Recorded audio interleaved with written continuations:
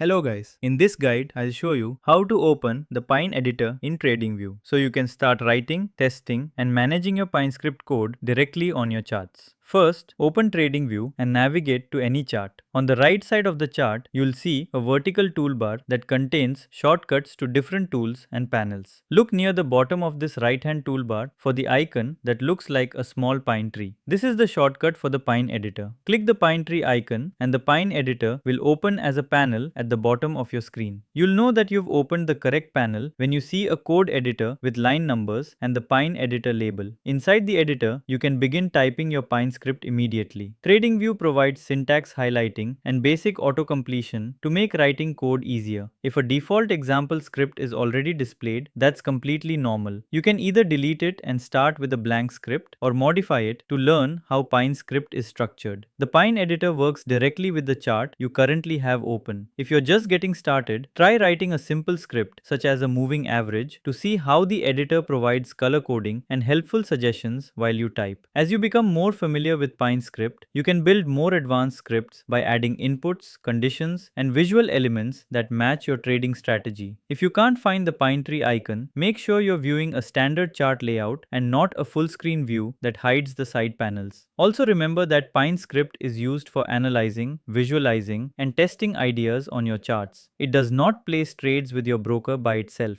If this tutorial helped you, don't forget to like the video, subscribe to the channel, and leave a comment below. Thanks for watching, and I'll see you in the next one.